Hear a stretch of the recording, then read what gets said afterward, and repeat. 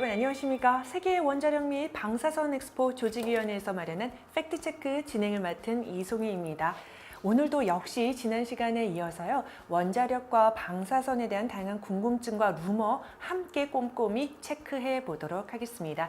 한국원자력안전아카데미 한은옥 교수님 모셨습니다. 교수님 다시 뵙게 되어 영광입니다. 네, 저도 영광입니다. 네, 정말 그 교수님께서 하나하나 명쾌하게 설명을 해주시니까 뭔가 이렇게 묵은 체증이 내려가듯이 아주 시원합니다. 네, 오늘은 세계 원전 사고에 대해서 질문을 드리려고 하는데요. 일본 후쿠시마 원전 사고로 방사성 물질이 다량 누출이 된 것으로 알고 있습니다.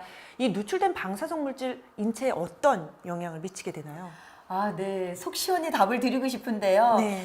우리 후쿠시마 사고 이전에 체르노빌 사고가 있었어요. 그렇습니다. 네, 그 체르노빌 사고의 건강 영향 평가나 실제적인 전체 데이터 평가를 하는데 약 17년 정도가 17 소요됐고요. 년이요? 네, 지금도 아직 그 방호 체계나 역학 조사들을 하고 있거든요.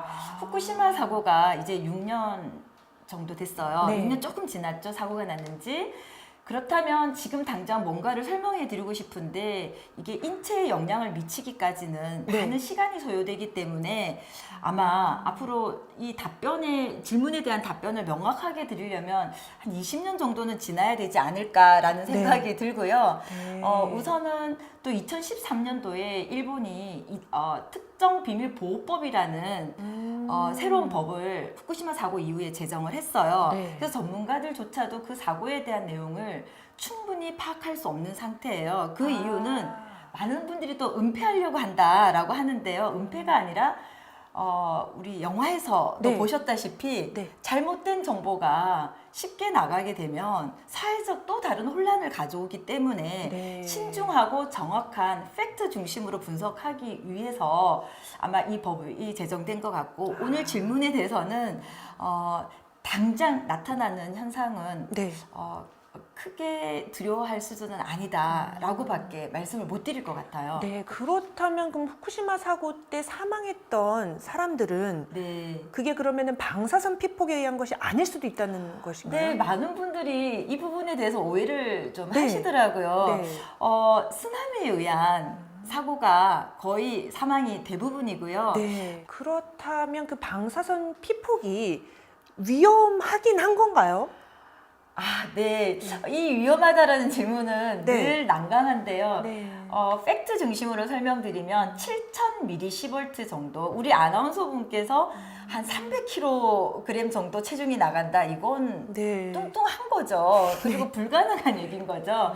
그런 것처럼 7000mV 전신의 그런 피폭을 받게 되면 사망을 하게 됩니다. 네. 그렇다면 위험하죠. 그런데 일반인들이 여기 노출될 일은 없다라는 거죠. 아, 네, 그래서 그리고 또 100mV 이하에서는 당장 어떤 결과가 나타나는 의학적 근거를 찾을 수가 없습니다. 네. 그런데 일반인들이 100mV 이상 피폭 받을 일은 없다라고 설명을 드리고 싶습니다. 교수님께서 매일 그 우리가 일상생활에서 방사선에 피폭 받고 있다는 말씀을 지난 시간에 해주셨는데 네. 저는 그 말이 굉장히 인상 깊더라고요. 네, 감사합니다. 다행입니다. 네. 네, 그러면 교수님 그 피폭의 네. 정확한 의미가 뭔가요?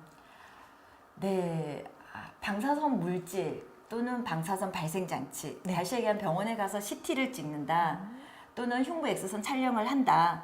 그러면 잠깐 움직이지 마시고 계세요라고 하죠. 네. 그러면 방사선 에너지가 내 몸을 지나가서 내부 정보를 알려줘요. 네. 이때는 진단도 하지만 방사선에 의해서 피폭을 받는데요. 이러한 것들을 외부 피폭, 체외 피폭이라는 표현을 씁니다. 네. 그런데 후쿠시마 이후에 우리가 또 생선을 먹지 않겠다. 전문가 집단에서는 그럴 필요가 없다라고 하지만 한때 횟집들이 문을 닫은 적이 있었어요. 그쵸. 왜냐하면 오염된 방사선 물질이 내 몸 안으로 들어가서 나를 어떻게 만들지 않을까, 위험에 노출시키지 않을까라고 하는데 이런 걸 가지고 우리는 내부 피폭이라고 합니다. 네. 그렇군요. 그럼 만약 피폭 당했을 때 어쨌건 조치는 바로 해야 되는 거 맞죠?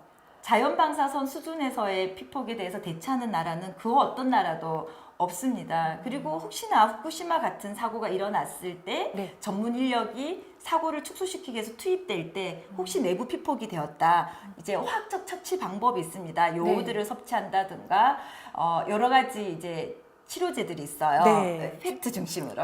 오늘도 네. 정말 명쾌한 설명 감사합니다. 네, 감사합니다. 네. 오늘 이번 시간에는요, 방사선 피폭에 대한 궁금증 해결했습니다. 그럼 다음 시간에도 원자력 및 방사선에 대한 팩트체크 진행하도록 하겠습니다. 여러분, 다음 시간에 뵙겠습니다. 감사합니다.